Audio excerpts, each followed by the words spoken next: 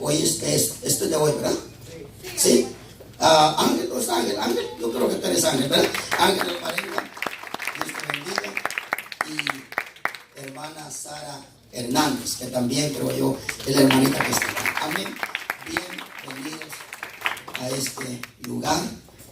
Aquellos que deseamos ser confirmados la casa del Señor, ¿verdad? La Escritura nos enseña que nosotros somos la casa del Señor. Amén. Muy bien, yo le voy a pedir a usted que usted abra su Biblia en Tesalonicenses, segunda de Tesalonicenses, capítulo número 2. Segunda de Tesalonicenses, capítulo número 2. Cada vez nos estamos aproximando, como decía el Señor por medio de la profecía, a ese tiempo en el que será para el mundo, y no solamente, lamentablemente, no solamente para el mundo, sino para mucho cristiano evangélico que definitivamente caería en lo que teológicamente se le llama apostasía.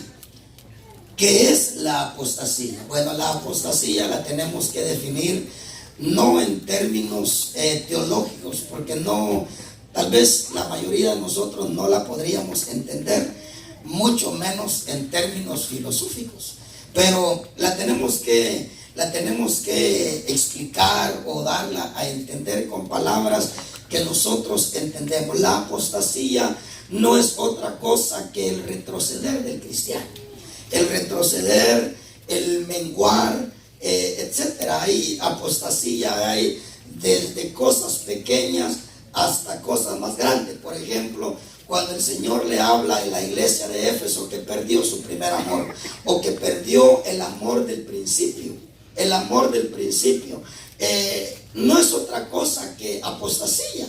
No identifiquemos apostasía con idolatría. A veces algunos piensan que apostasía es definitivamente adorar ídolos, pero realmente no. Apostasía definitivamente es debilitarse en la fe, menguar en la fe, etcétera. El primer libro de Timoteo y el segundo libro son libros en los que a nosotros nos enseña de aquellos que naufragan en la fe.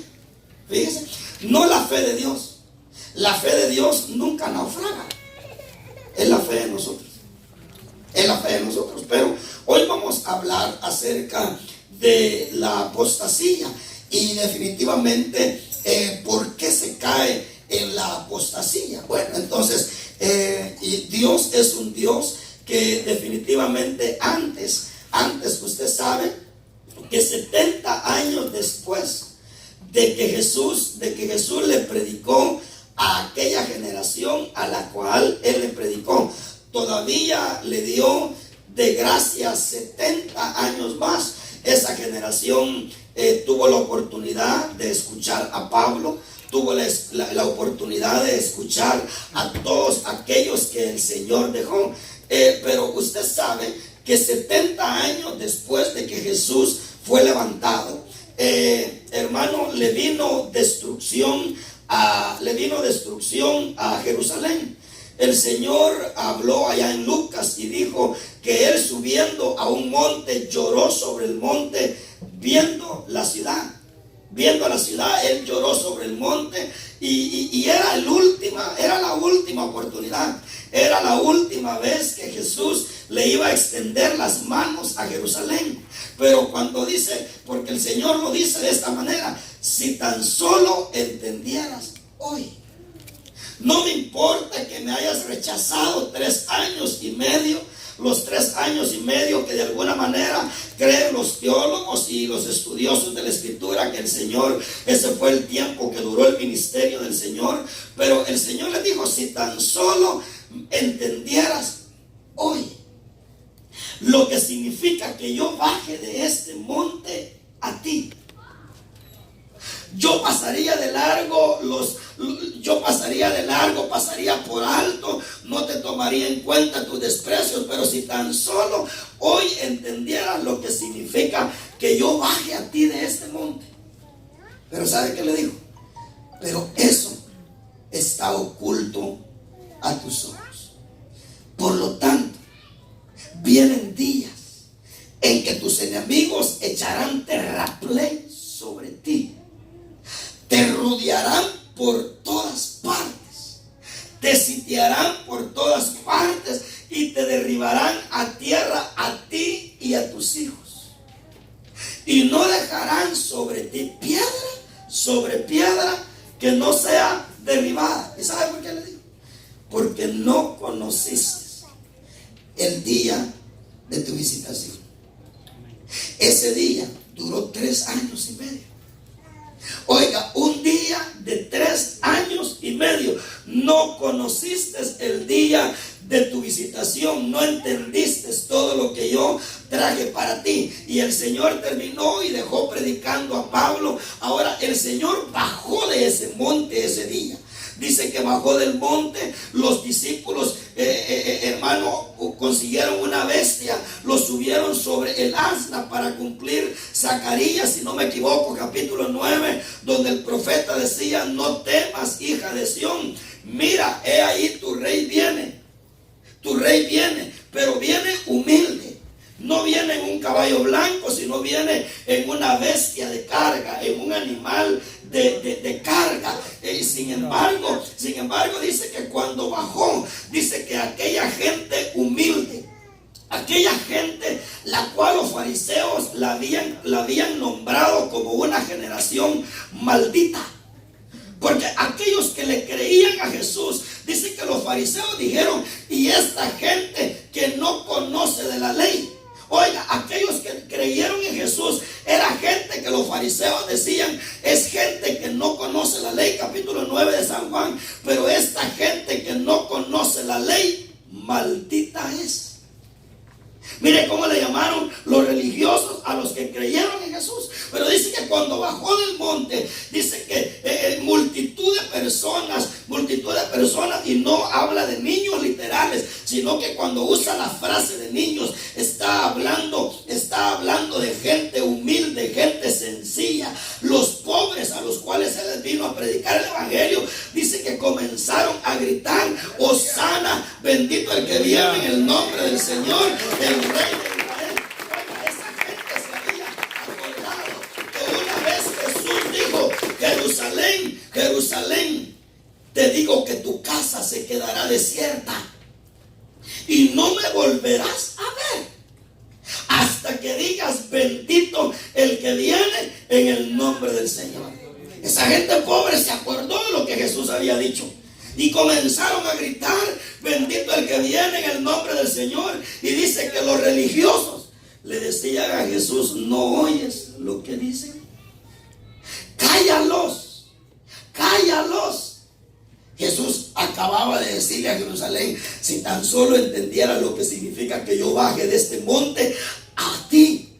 Pero ahora está oculto a tus ojos. Pero note la gracia, la bendición, la misericordia de Dios, que no estaba oculto eso a todo Jerusalén, sino que siempre Dios se ha guardado remanentes de pueblo que sí le creen.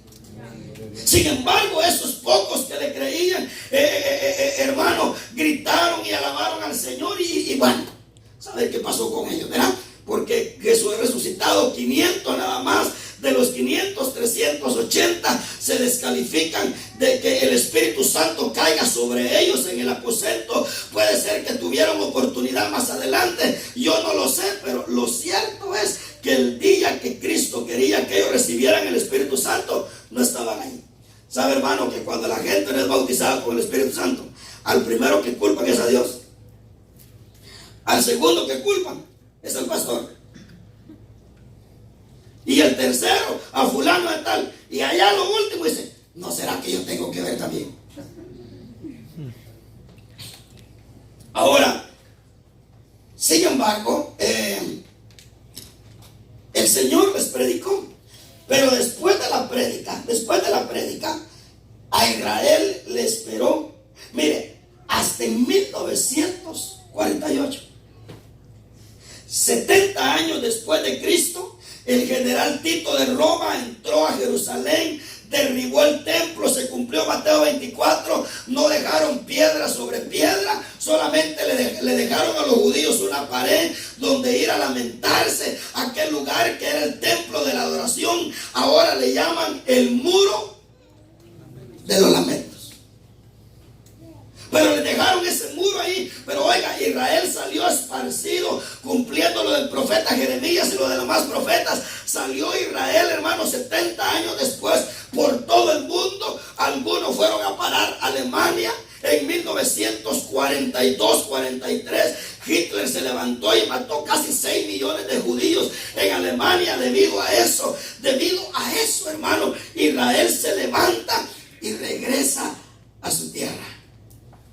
Pero oiga, 1948 años tuvieron que pasar para Israel regresar a su tierra. Ahora, sin embargo, hoy no es la excepción. Hermanos, después de la prédica, mira, el Señor Jesucristo lo dijo en Mateo 24, cuando este evangelio se haya predicado en todo el mundo, no el evangelio de los fariseos, no el evangelio aquí, no, Jesucristo aclaró y dijo, cuando este evangelio, el mío, se haya predicado en todo el mundo, entonces viene el fin. Entonces viene el fin. Pero una de las señales del fin sería la apostasía, porque usted sabe, hermano, el fin tenemos que saber interpretar lo que es el fin, porque después de que la iglesia sea arrebatada, después de que se suene la trompeta que nosotros estamos esperando para que Cristo nos levante y nos lleve con él, vienen 7 años. O sea, la trompeta no es el fin del mundo. A la gente le asusta el fin del mundo. Hermano, para que el fin del mundo, después de que la trompeta suene, le falta 1007 años al mundo. Porque después de los 7 años viene el periodo del milenio. Esos 1000 años que no sabemos si son literales, la mayoría creen que son 1000 años literales, donde el Señor restaurará la tierra y habrá un gobierno, hermano. El Señor dice que hará que Israel sea la cabeza de las naciones. El profeta dijo, de Jerusalén saldrá la ley, o de Sión saldrá la ley, y de Jerusalén la palabra del Señor. Y todas las naciones dice que irán a adorar a Jerusalén. Pero habrá un tiempo de grandeza, de prosperidad, 1000 años. Después de los 1000 años, entonces viene el fin.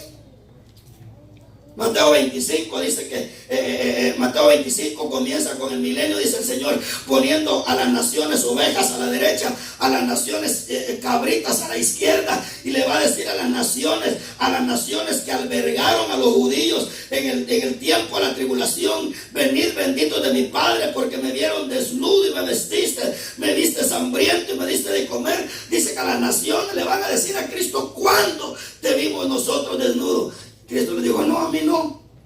Pero si ustedes lo hicieron a estos mis chiquitos, a mí me lo hicieron.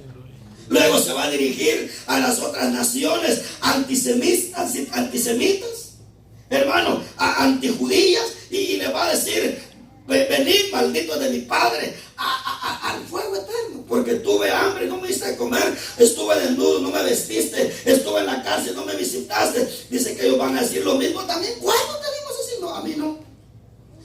Pero como no se lo hiciste a estos mis chiquitos, por lo tanto yo lo tomé en cuenta también. Bueno, y allí comienza el milenio, donde dice que el león va a comer paja con el buey, el niño va a jugar con el áspid, y habrá paz. Dice que la tierra será llena de la gloria de Dios, como las aguas cubren el mar, y hermano, el desierto se convertirá en flor, y bueno, etcétera. Es precioso eso. Pero vamos a hablar acerca de cómo la oportunidad que Dios le da a cada cristiano. Ahora la pregunta es, ¿será que cada cristiano está aprovechando lo que Dios le da para no caer en la apostasía? Porque ya lo vamos a ver. Muy bien, veamos acá. Capítulo 2 de Tesalonicenses. Filipenses, versículo número 1 en adelante. Si usted lo tiene, me dice amén. Y si está despierto, me dice amén. Y si está agradecido, dice amén. Bueno, pero con respecto a la venida de nuestro Señor Jesucristo y a nuestra reunión con Él, son dos cosas: la venida de nuestro Señor Jesucristo y a nuestra reunión con Él. Os rogamos, hermanos, oiga esto, mire la primera recomendación, la primera advertencia: que no seáis sacudidos fácilmente. Que no seáis sacudidos fácilmente en vuestro modo de pensar. Y cuando una persona es sacudida por algo, es inevitable que la persona no se alarme. Y usted sabe qué cosas hacemos nosotros alarmados, ¿verdad? Una persona alarmada, en vez de salir de la casa cuando hay fuego, se mete más al fuego. Entonces dice que no seáis sacudidos fácilmente fácilmente en vuestro modo de pensar. Hermano Alex hace mucho tiempo predicaba en su iglesia acerca de esto, y él decía: a un pastor le lleva años. Le lleva años y le lleva mucho más tiempo cuando la oveja no busca no busca que se le crea a la oveja un modo de pensar, pero él decía que a un pastor le lleva años formar una buena manera de pensar en un cristiano. Le lleva años. ¿Sabe cómo es eso? Usted sabe que nuestros hijos tienen nuestro modo de pensar.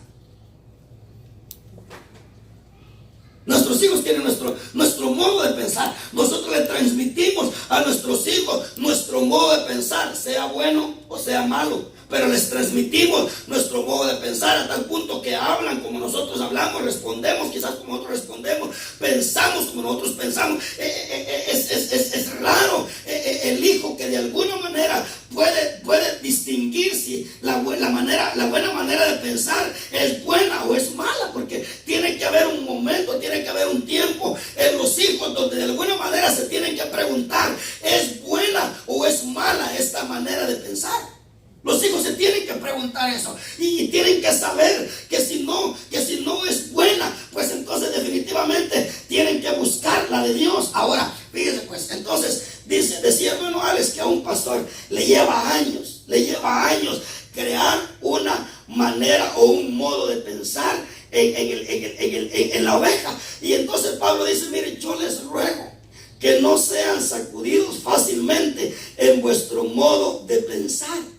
Pero si llegaran a ser sacudidos, no se alarmen. No se alarmen. Pues se imagina aquel que llegó alarmado diciéndole al doctor por lo que había leído en el periódico, que habían encontrado en Jerusalén el cuerpo de Cristo. Llegó alarmado, le gritó en el escritorio: doctor, mire, y le puso el periódico enfrente, le dijo: encontraron el cuerpo de Cristo en Jerusalén. Y el doctor, que como decía él, tenía más salidas que un cerco viejo, le dijo: hallarían el cuerpo de tu fe, o el cadáver. No, porque le llegó a decir: encontraron el cadáver de Cristo. Encontrarían el cadáver de tu fe, pero el cadáver de mi Cristo, ese nunca lo van a encontrar, porque Él está vivo. Pero llegó alarmado. Entonces Pablo dice: ni os alarméis. Y Pablo habla específicamente de tres. Hay más, pero por alguna razón el Espíritu le dijo a Pablo que escribiera estas tres. Dice acá, como hubiese querido traer lo que Jimmy Swaggart en su Biblia opina acerca de estas, especialmente de la primera. Dice: ni por espíritu, lo vamos a dejar para otra oportunidad, porque si me detengo ahí, hermano, ni por espíritu. Pero Jimmy Swaggart dice en su comentario, es un comentario personal de él, de doctrina, Ahora, si nosotros sabemos que así es, pues amén. Pero él dice que cuando habla de espíritu, estaba hablando del tiempo en el que la profecía, el diablo la usaría para mal. O sea, irían a haber profecías falsas. Bueno, pero no nos detengamos ahí, porque si no, no hablamos de lo demás. Dice, ni por espíritu, ni por palabra, ni por carta, como si fuera de nosotros, en el sentido de que el día del Señor ha llegado. Oiga eso. En el sentido de que el día del Señor ha llegado. Porque déjame decirle, hermano, usted está acá porque usted entiende que oyendo la palabra usted se está preparando para algo. Hermano, ¿qué tal? Yo pienso que tal vez usted o algunos se han de estar preparando y dicen, ay, no me voy a preparar. El otro sábado es la boda del pastor y tenemos que ir para allá y no he comprado mi vestido, que no se está preparando. Usted se siguiera preparando si yo le digo que fue el sábado pasado. Mire qué artimaña el enemigo. Le estaba haciendo creer a los tesalonicenses que el día del Señor ya había llegado. Entonces los tesalonicenses se sentaron, se cruzaron de brazos, comenzaron a llorar, se alarmaron y comenzaron a hacer despabiladas cosas. Se alarmaron y comenzaron a hacer torpezas. Y Pablo les tuvo que mandar. Pero oiga, dice que el diablo los inquietó por espíritu, por palabra. Mi hermano, es increíble, es increíble. Allá afuera, nosotros no lo vemos mucho, porque usted sabe de que nosotros de alguna manera hemos entendido que lo que hermano Alex ha enseñado, y creo que nuestro pastor también. Pero hermano Alex en la iglesia enseña que si alguien viene con more, decirle, mire, tengo palabra de Dios para usted. Él enseña allá, dice, dígale a ese hermano, a esa hermana, ya sabe esa palabra el pastor. ¿Sabe por qué? Porque hermano, es increíble allá afuera. Todos tienen palabra de Dios para uno. Todos tienen palabra de Dios para uno. Y tengo una palabra de Dios para ti, varón. Me dijo, oh sí, le dije. La tuve que oír, después dije, no está en la palabra de Dios. Y hermano, y todo. Ay, ustedes se los imaginan los textos que me caen a mí de la palabra de Dios. Hermano, yo mejor he tenido que bloquear personas. Bloquear personas. Porque palabra de Dios. Y oiga, y uno no puede decir, no, yo tengo más conocimiento que él o como ella. Tiene que saber que usted no está peleando con quien sabe más. Usted está peleando con espíritus. Y con espíritus no hay que ponerse uno a jugar. Hermano, no.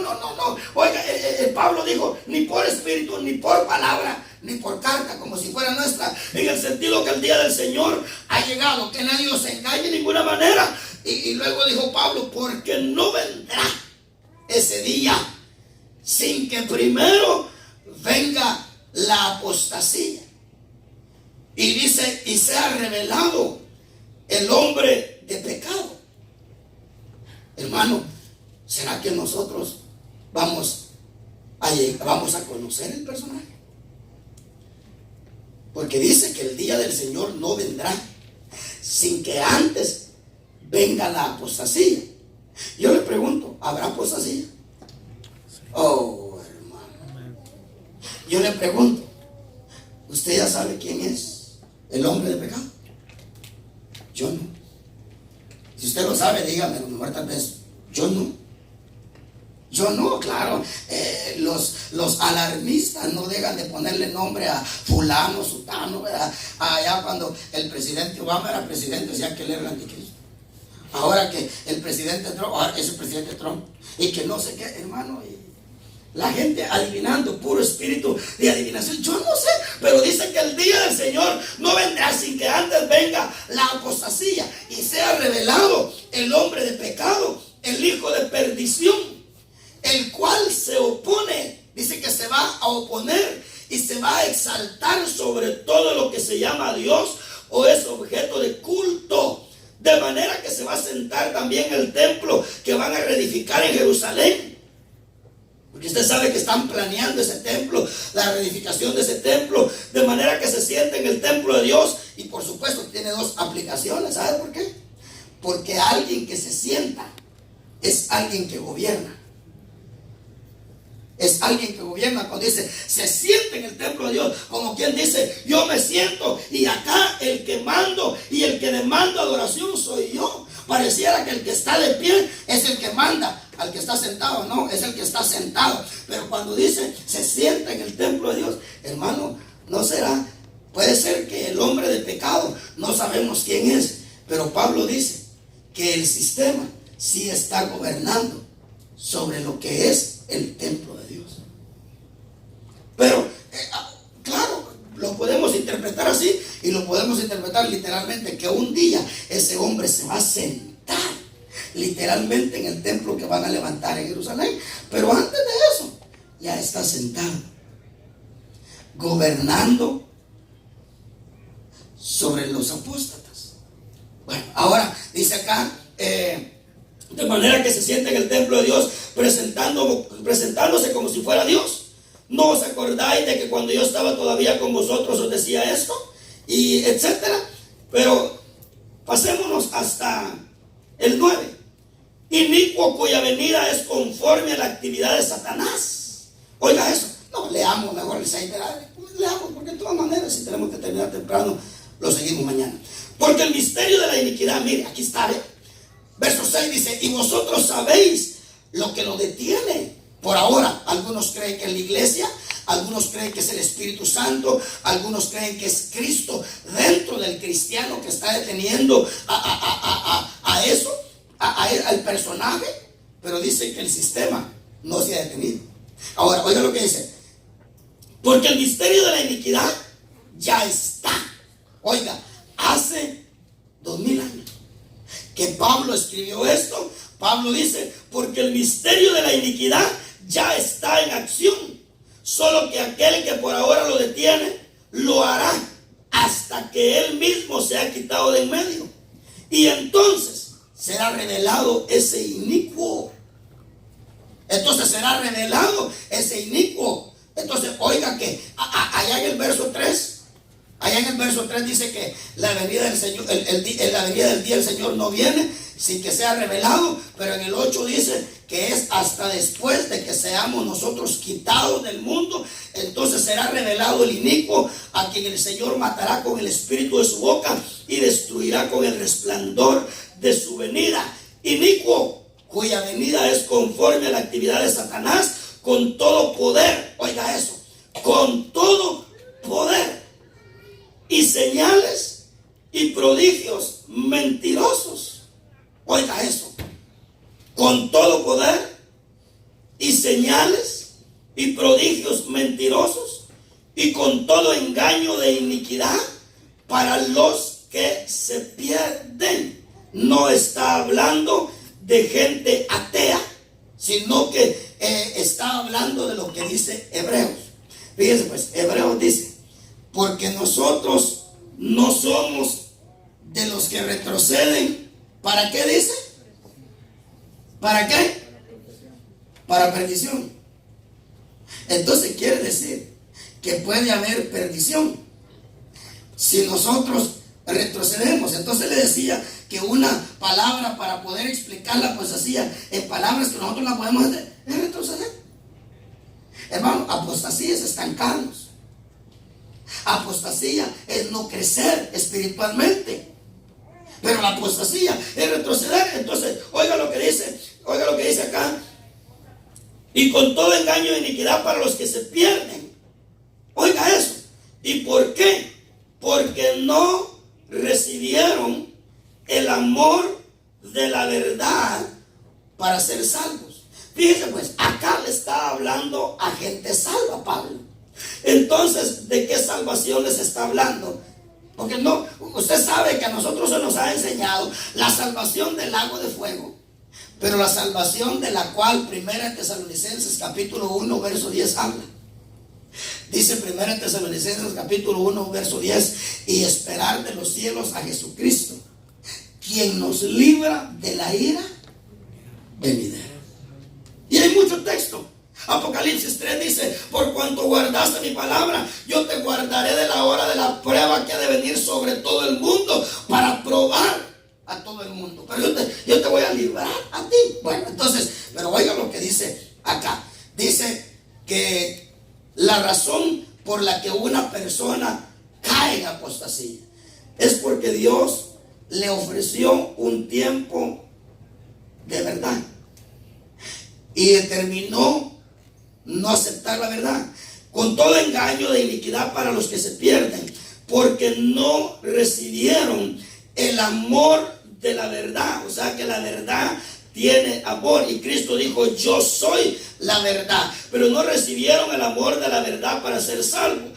Por esto Dios, oiga eso, por esto Dios les enviará un poder engañoso, oiga, a los salvos, a esos que no quisieron amar la verdad, a esos que no amaron la verdad. Dice que Dios les va a enviar un poder engañoso para que crean en la mentira. Entonces, hermano, ¿saben que hay gente que piensa que el creer o el no creer es cosa que ellos lo determinan? No, hermano. El creer, mire, la Biblia dice: la fe viene por el oír. Pero dice, pero el privilegio de oír viene por palabra de Dios. Porque Dios dijo un día, ordeno que Nino oiga. Se le abrieron los oídos. Ordeno que Ruth oiga, ordeno que Lilian oiga, ordeno que... Dice, la fe viene por el oír. Pero el oír de que nosotros tengamos la gracia de poder oír, vino porque así lo declaró Dios. Porque así lo habló Dios. Es como cuando la Biblia dice: y dijo Dios. O sea, ¿por qué el mundo fue ordenado? ¿Por qué la vacillez se quitó? ¿Por qué las tinieblas se quitó?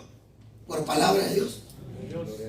Dios habló y las cosas se ordenaron. Dios habló y la vacillez se llenó. Dios habló y los abismos, etcétera. Pero dice que el oír. Pero es que mire, Cristo dijo: nadie puede venir a mí si el Padre no determina traerlo a mí. Entonces no es que yo creo cuando a mí me dé la gana. No. Es cuando el Padre determina traerte. Y la Biblia dice que también no está en nosotros hasta cuando nosotros vamos a creer en la verdad. Ese tiempo lo tiene medido Dios. Aleluya. Porque hay un tiempo. Porque si no hubiera un tiempo, porque si la verdad fuera para siempre, que no importa lo que hagamos, no importa cuánto retrocedamos, no importa cuánto menguemos, no importa cuánto nos desviemos, no importa cuánto nos descuidemos, la apostasía no viene. Entonces no hablar en este texto de eso. Entonces dice que hay un tiempo. ¿Sabe el problema? El problema es: ¿quién conoce? ¿Quién conoce ese tiempo? Ninguno de los que estamos aquí conocemos si hoy es el último día en el que nosotros vamos a estar expuestos a la verdad. Hermano, mire, es increíble. Y yo le decía un día de estos, hermano, gente que un día fue repugnante para ellos, que le digo, creer en otros libros, ahora se están deleitando leyendo esos libros. Yo le acabo de dar testimonio hace poquito que alguien que era repugnante para esta persona, tal libro me lo mandó, según que a mí me endulzara el oído, a mí también. Me lo mandó por el teléfono. Mira, oí el evangelio de la Magdalena. Dije yo: ¿qué hay evangelio de Magdalena, pues? Que yo sepa, no. Pero hermano, Pablo le llamó una comezón de oído. Pero ahora oiga lo que dice. Entonces, el creer en la verdad o el no creer en la verdad no es de nosotros, es de Dios. Es de Dios. No sabemos nosotros. ¿Sabe cómo es eso? ¿Quién sabe aquí si hoy es su última noche vivo?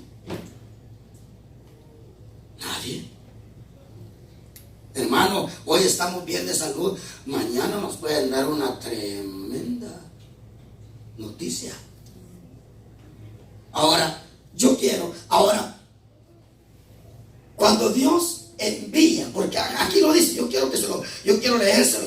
Por esto Dios les enviará un poder engañoso.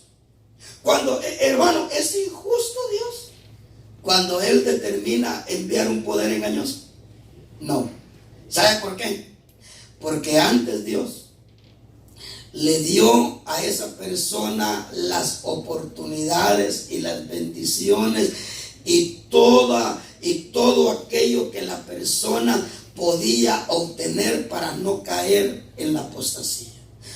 Porque dice que el que cae en la apostasía obtiene perdición. Claro, hablemos de lo que yo aprendí una vez de mi pastor.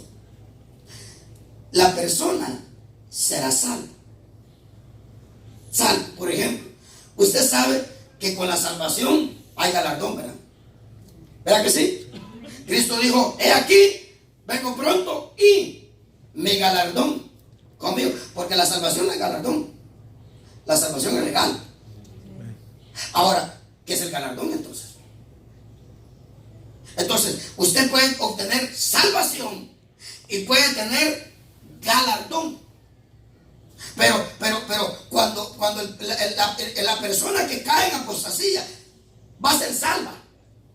Puede ser que sea salva, porque usted sabe el gran debate, si se pierde o no la salvación. Ahí está el gran debate, dejémonos con el gran debate. Ahora, pero la persona que retrocede va a tener salvación y va a tener galardón. Porque la Biblia dice, no dejes que nadie tome tu corona. La salvación no es corona. La salvación no es corona. Entonces, mi hermano, va a haber gente que va a entrar a la vida eterna, a la salvación eterna, pero sin nada. Sin embargo, usted va a entrar salvo de la mano con Cristo. Algunos van a ser salvos sin nada y otros van a ser salvos con todo. Por ejemplo, hablando Pablo del pecador de Corintios, dijo, sáquenlo de la iglesia. Yo ya se lo entregué a Satanás para que Satanás le destruya el cuerpo. ¿Y sabe qué dijo Pablo después? Aunque su espíritu será salvo en aquel día. Entonces es uno de los textos. Si el diablo le hubiera hecho pedazos el cuerpo, lo hubiera matado allá afuera. Yo le hago una pregunta. Si el diablo lo hubiera matado allá afuera, ¿se hubiera salvado al pecador de Corintios, sí o no? Pablo dice que sí. Pero oiga, salvo nada más. Del lago de fuego. Salvo del lago de fuego. Pero el diablo le pegó la masacrada. Es como el ladrón en la cruz. El ladrón en la cruz fue salvo del lago de fuego, pero no se salvó de la masacrada que le pegaron en la cruz. Porque la masacrada al ladrón en la cruz representa los 7 años de tribulación. Por eso es que dicen los estudiosos, que cuando una persona la colgaban y no se moría, y querían los romanos que se muriera, que se muriera, dice que los romanos agarraban un martillo grande y le pegaban 7 martillazos en 7 partes clave del cuerpo para que en el instante se muriera. Por eso es que dice que al ver que estaba vivo, dice que le rompieron los huesos. Y estaban los 2 ladrones que no estaban muertos y les rompieron los huesos, hermano, con esos martillos. Cuando llegaron a Cristo ya lo vieron muerto. Por eso es que mire, el que no muera antes que la trompeta suene, le van a tener que pegar sus 7 martillazos en la tribulación. Eso es lo que enseña ese pasaje. O morimos antes de los martillazos, o morimos con los martillazos. Pero de que morimos,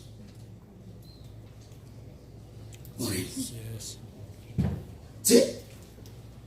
Pero es que es mejor morir. Pero es que mire, Cristo lo cumplió. Dijo, a mí nadie me quita la vida, y yo la doy y yo la vuelvo a tomar. Pero a los ladrones, yo les pregunto, ¿dieron la vida o se las quitaron? Mejor démosla. Mejor démosla. Porque hermano, los martillazos están asegurados. El ticket de los martillazos, si no morimos antes de que la trompeta suene, aunque ¿sabe qué pienso yo? La trompeta es lo que nos va a quitar el último suspiro. Mire, va a sonar la trompeta y ahí va a morir usted y voy a morir yo. Pero usted sabe, yo no pudiera decir que hermana Ruth se muere ya. Mire, bien vivita está. Pero usted sabe, aquel que usted dice de un momento a otro se va. Pues déjeme decirle, en cuanto a la carne, en cuanto al yo, en cuanto al mundo, en cuanto a su voluntad, minuto antes de que la trompeta suene, usted ya tiene que estar ya despidiéndose de este mundo. Cuando la trompeta suene, el susto lo va a terminar de matar. El toque de la trompeta le va a ayudar a pegar su último suspiro. Pero usted se imagina que está bien vivito. No va a dejar de brincar. ¿Qué pasó? ¿Qué pasó? Solamente se va a avivar para entrar a la tribulación. ¿Será injusto Dios cuando Él determine cuándo Nino entra a la apostasía? No.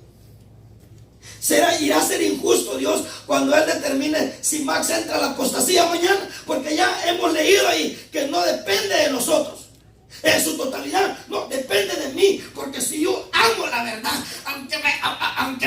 aunque me retuerza, aunque me golpee, aunque sea como alcohol en la herida, pero si yo amo la verdad, Dios me mantiene en la verdad. Dios me mantiene en la verdad. Ahora, ¿irá a ser injusto Dios? No. Yo quiero que leamos algunos textos en los que usted ve que Dios, antes de traer la apostasía, Él le dio a Nino, Él le da a hermana Lilian, a hermana Ruth, a Milton, a Sonia, a todos los que estamos acá. Él nos dice, miren, aquí está todo esto que les podrá evitar la apostasía a usted. Hermano, Pablo le dijo a Timoteo, una de las cosas que puede librar de la apostasía a un cristiano es que dé su oído a la verdad. Por lo tanto te digo, a aquellos que dan su oído a la verdad, habla a tiempo y fuera de tiempo, insiste, instruye, redarguye, exhorta con mucha paciencia, porque viene un tiempo, le dijo Pablo a Timoteo, en el que el cristiano no querrá sufrir más la sana doctrina. No querrán sufrir más la sana doctrina, sino que teniendo comezón de oído. Mi hermano, a la gente le gusta andar picando por todos lados. La comezón de oído es cuando nosotros andamos picando por todos lados y vamos a ver qué dicen los fulanos y qué dicen los sultanos y qué. Usted lo que tiene es ya una comezón de oído. Aunque no, dígame. Pero hermano, cuando a uno le pique el oído, le pique el oído. Pero Pablo le dijo, al que da su oído a la verdad, háblale a tiempo y fuera de tiempo, redargúyelo, exhórtalo, enséñale con mucha paciencia e instrucción, porque llegará el día en el que no querrán soportar más la sana doctrina, sino que teniendo comezón de oído, ¿sabe qué dijo? Apartarán su oído de la verdad. ¿Y sabe qué dijo? Y tendrán maestros a dónde escoger. Y se amontonarán maestros para sí, conforme a lo que quieren. Ahora, leamos algunos textos claves acá. Déjenme ver. Por causa del tiempo vamos a leer los más saturados. Vayamos a Hebreos 4. Hebreos 4. Claro, la gran pregunta que nos tenemos que hacer aquí es: ¿cuánto de esto que Dios proveyó lo estamos disfrutando nosotros? Porque usted sabe que una cosa es lo que Dios extiende, otra cosa es la que nosotros agarramos. O usted me dirá que todo lo que Dios le ha ofrecido usted lo ha agarrado. Ay, hermanito amado. En sí, ¿sabe qué?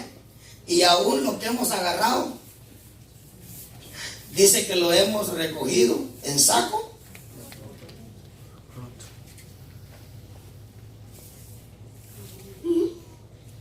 No agarramos todo lo que Dios quisiera que agarraran. Y lo poco que logramos agarrar, dice que encima de eso lo echamos en saco roto. No, estamos bien amonados, hermano. Ay, que de alguna manera hay que pedirle misericordia a Dios. Pero bueno, vamos a leer acá. Fíjense pues, el capítulo 4 habla acerca de obtener el reposo. Obtener el reposo. No obtener Canaán. No, obtener el reposo de Canaán. Yo un día hace poco le prediqué. Canaán es tener el evangelio. El reposo es obtener lo que el evangelio contiene. Canaán es el evangelio. El reposo es uno tener lo que el evangelio contiene. Y el evangelio contiene gozo, contiene paz, contiene vida. El evangelio contiene inmortalidad. Hermano, yo el domingo agarré un micrófono, se me olvidó limpiarlo. Desde el martes estoy con fiebre. Usted me va a decir que uno ha agarrado la inmortalidad del evangelio. Si mire lo que le enferma a uno. Pero la Biblia dice que Dios sacó la vida y la inmortalidad por medio del evangelio. Entonces el evangelio contiene todo eso. ¿Tendremos nosotros el gozo y la paz que el evangelio contiene? Pero aquí habla del reposo. Pero oiga pues, mire de lo que Dios da antes de él meter a alguien a la apostasía. Verso 12, 4:12. Dice que él le ofrece al cristiano una palabra que dice viva. Oiga eso. Por eso es que Dios no es injusto.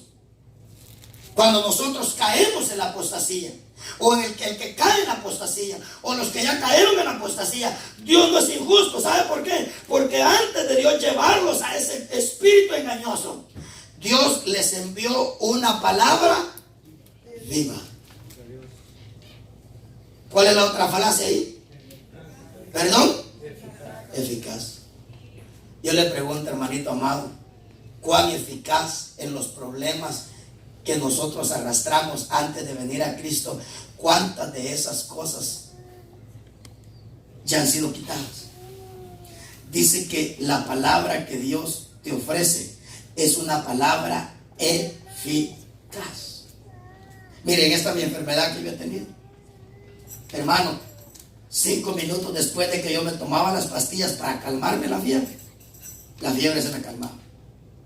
Temblaba en las noches en la cama, hermano. Yo que soy una persona de mucho calor, me tuve que poner suéter. Nunca me tapo para dormir, tuve que tirar las sábanas. Pero lo precioso de la pastilla es que es eficaz.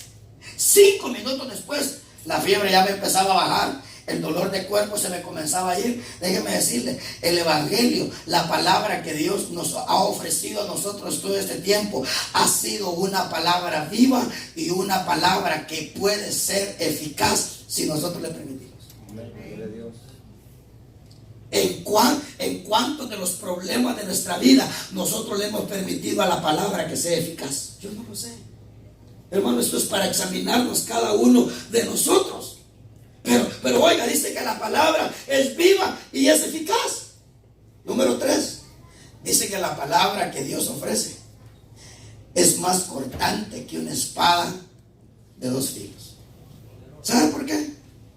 Porque la Biblia dice que Dios tiene que cortar cadenas. Dios tiene que romper ataduras. ¿Y con qué cree usted que lo hace? Con la palabra. Y dice, y la palabra es más cortante que una espada de dos filos. Eso quiere decir que si nosotros llevamos cadenas, si nosotros llevamos ataduras, es porque nos ha dado la regalada gana. Por eso, cuando Dios ve que nosotros, más que ser libres, somos más encadenados, dice Dios, este no quiere. Este no quiere.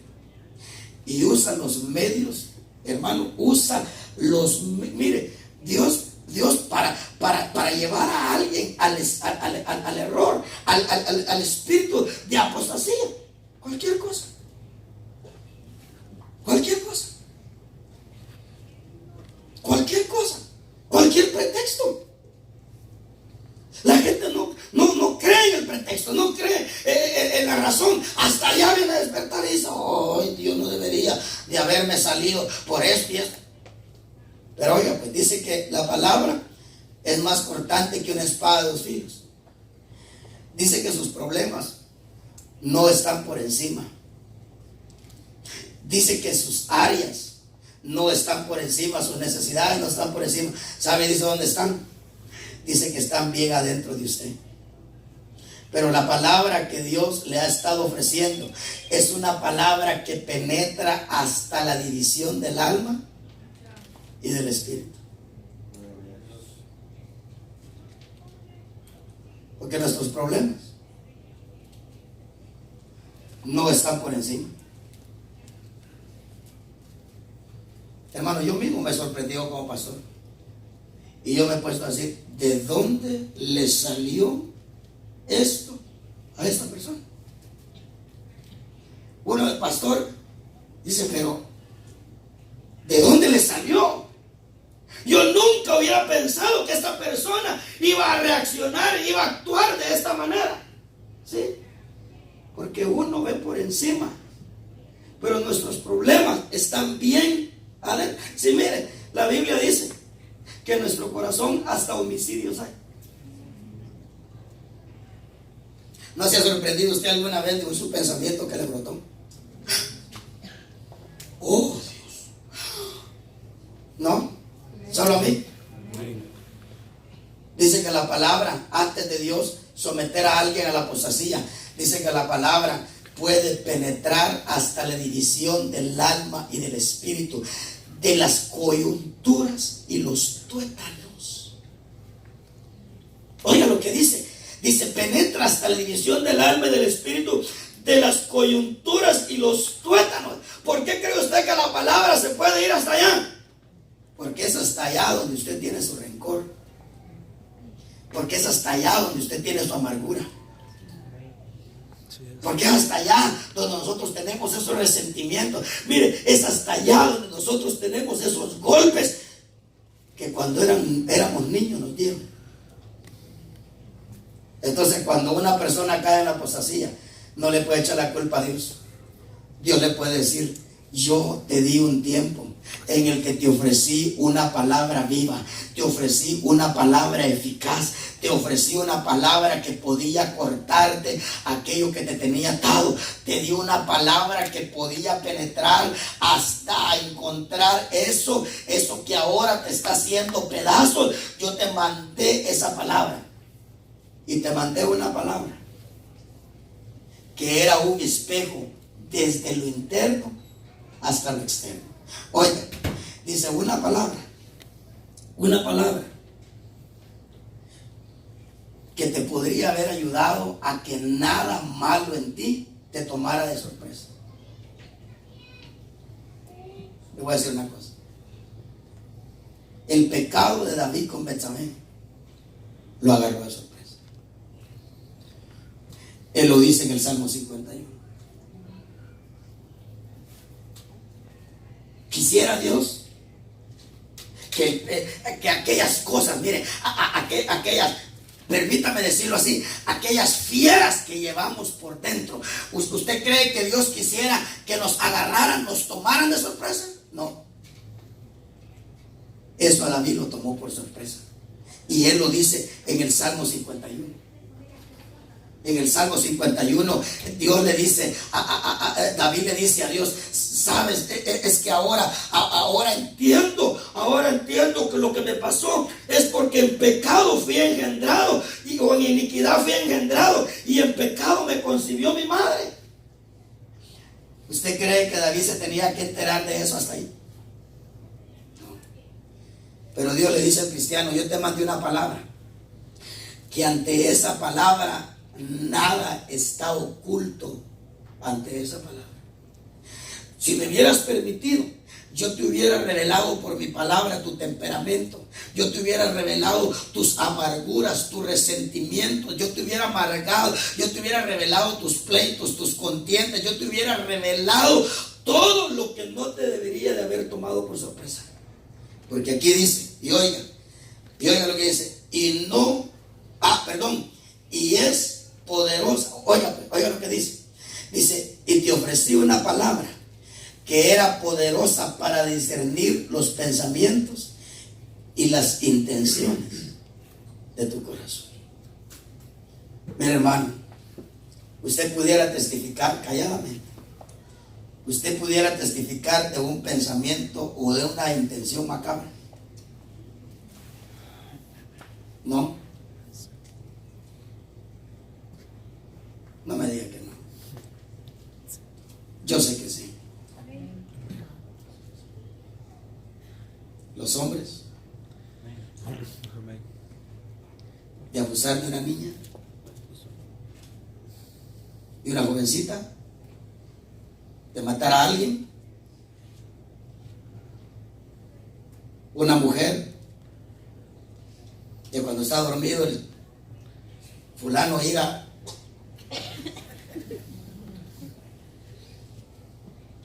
yo le podría testificar de que la palabra me detuvo a mí varias veces, de pensamientos macabros e intenciones que había en mi corazón. Y yo estoy seguro que a usted la palabra, un mensaje, una palabra de Dios a tiempo, la detuvo a usted y lo detuvo a usted de cometer atrocidades. Amén, así es. Pero dice, yo te envié una palabra que era poderosa para discernir los pensamientos y las intenciones. Te lo revelé a tiempo. Capítulo, mamita linda. Puede ser que aquí en el altar, Dios le dijo a usted, yo sé que ese pensamiento de tronarte a ese fulano, yo sé. Y usted se levantó de aquí y en vez de dar muerte, usted dio vida. Así es. Y oiga lo que dice, y también te mandé una palabra tan poderosa que ante esa palabra no había nada, por muy oculto que sea tu ser interior, una palabra que ante esa palabra no había nada oculto. ¿Sabe qué le dijo Dios a David? O David a Dios cuando se descubrió de dónde le salió el adulterio. ¿Sabe qué le decía? Escudriña mis riñones, le decía. Porque David entendía que cuando le estaba hablando de riñón, mire, la Biblia dice que el espíritu del hombre escudriña lo más secreto del hombre. Lo más secreto del hombre. Hermano Ale lo acaba de predicar hace poco. El espíritu del hombre es como una lámpara que alumbra lo más oscuro del hombre. Por eso es que ahí fue donde Dios, donde Job dijo, ay, que si Dios hablara. ¿Qué si Dios hablara? ¿Usted se imagina cuando Jesús le dijo a aquellos que iban a apedrear a la mujer aquella? Mire qué espejo les puso.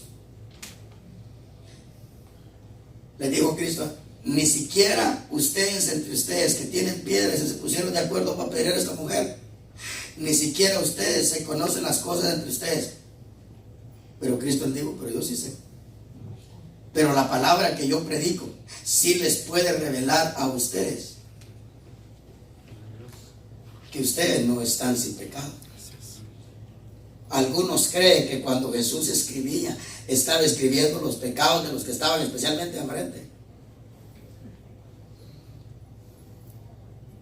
Y Jesús les dijo, el que se sienta sin pecado, tírele la primera piedra. ¿Se da cuenta? Que ellos pensaron que tenían escondido eso. Es como cuando aquel hombre lo invitó a comer y la pecadora se tiró a los pies y dijo ese hombre en su mente, ay, si este fuera profeta supiera qué mujer lo está tocando. Ay, mire, yo hubiera sido Cristo, yo lo pelo. Yo le hubiera dicho, oh sí, ¿de dónde la conoces vos?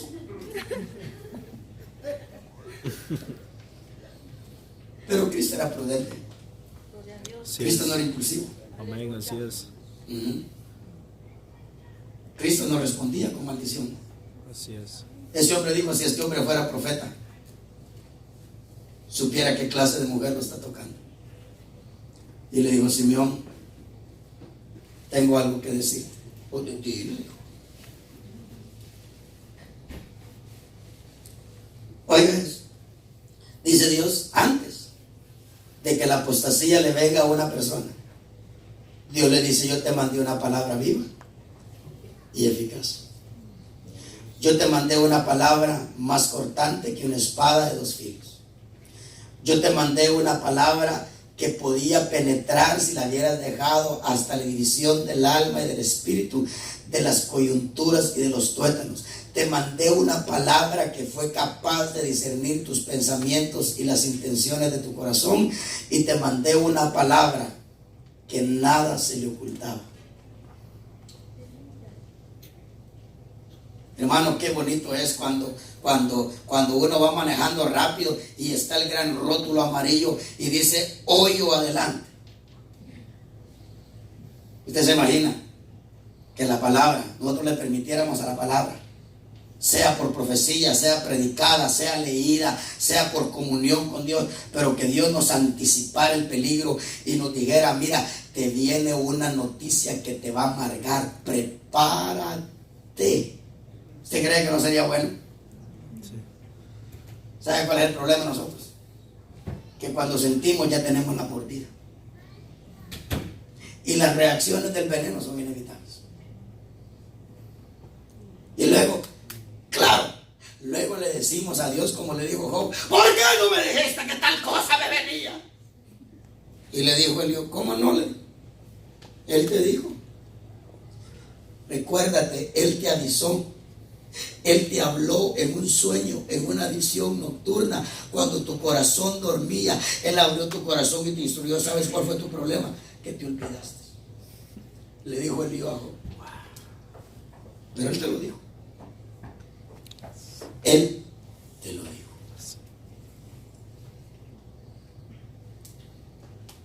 Él habla en sueños, hermano. Sí.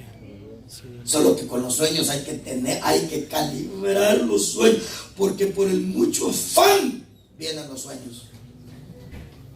Pero Dios también habla por sueños. Así es.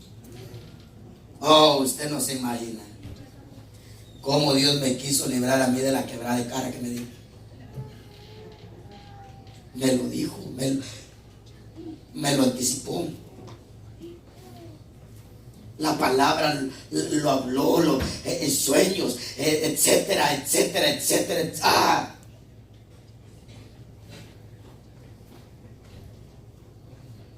Pero ¿sabe qué es el proverbista? Que solamente el que es avisado ve venir el peligro y se aparta. Pero el necio pasa y sufre todo el daño. Antes, yo quiero que leamos otro.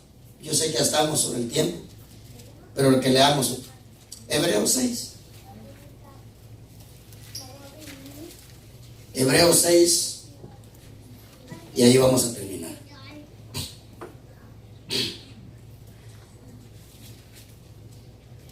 Verso 4 al 5. O 4 y 5. ¿Ya lo tienen? Dice que antes de Dios llevar a la apostasía a alguien, lo ilumina. No lo lleva de las tinieblas a las tinieblas. Oiga lo que dice. Porque en el caso de los que fueron una vez iluminados.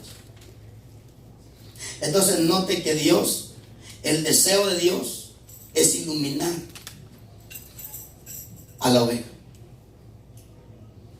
¿Cuánto tiempo pasa Dios iluminándolo? Eso no me lo pregunto, eso no lo sé. Dios tiene tiempo con cada uno. Dios tiene tiempo con cada uno.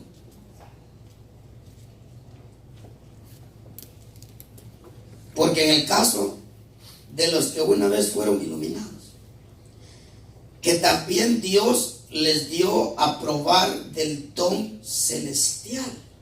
Oiga eso. El don celestial es la gracia. Es la gracia. Es Cristo. ¿Ok? Que probaron del don celestial. Dos cosas. Dice que también los hizo partícipes de ¿qué? Del Espíritu Santo. Cuarto, que gustaron la buena palabra de Dios. Y cinco, y los poderes del siglo venidero. Pero note, una persona que tuvo esto, dice el verso 6, que puede caer. ¿Cómo es posible que una persona que fue iluminada, cómo puede ser que una persona que gustó del don celestial, que fue hecha partícipe del Espíritu Santo, que gustó la buena palabra, y oiga, y que probó los poderes del siglo venidero, cómo puede ser posible que recaiga? Ese recaimiento es la apostasía. Ahora, oiga lo que dice. Pero después cayeron. Oiga lo que dice el apóstol acá. Es imposible renovarlos otra vez para arrepentimiento, puesto que de nuevo crucifican para sí mismos al Hijo de Dios y le exponen a la ignominia pública.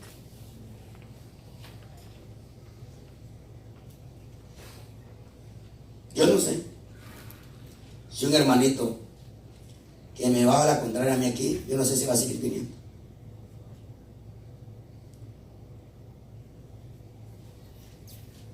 Pero Dios le dio la oportunidad.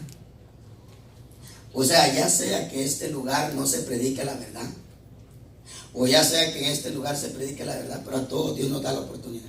Sí, es amén. Una palabra en la que la mayoría de ustedes se gozaron, no todos, porque yo sé que no todos, pero una palabra en la que la mayoría se gozó. Oyendo el mensaje, estaba mandándome un texto de este tamaño, y lo primero que me puso es: ay, qué aburrido, puro bla bla bla, me puso en el texto. Y diciéndome, le tocaron a su pastor, porque yo había dicho de lo que habían tratado de hacer un día con mi pastor. ¿Se acuerdan? Yo se lo dije un día de estos, que es lo que había tratado alguien de hacer con el pastor. 3 líneas le escribí. Espero que hayan sido suficientes. Pero hermanito amado, es increíble el tiempo que Dios da de nosotros probar que amamos la palabra. Mire, es cosa de tiempo. Y yo le aseguro, mire, Dios permitirá que usted ponga la razón que usted quiera poner. La razón que usted quiera poner. Buscará usted una razón, una excusa. Y déjeme decir, y eso usará Dios. Ya sea para llevarlo a usted a la verdad. Porque mire, todos los que se han ido dicen que nosotros nos quedamos en la mentira y ellos están en la verdad. Bueno, ¿y qué se va a hacer, verdad? Hasta que Dios nos hable a nosotros, a cada uno de nosotros, pues nosotros sigamos en lo que ellos creen que es la mentira. Hay que seguir ahí hasta que Dios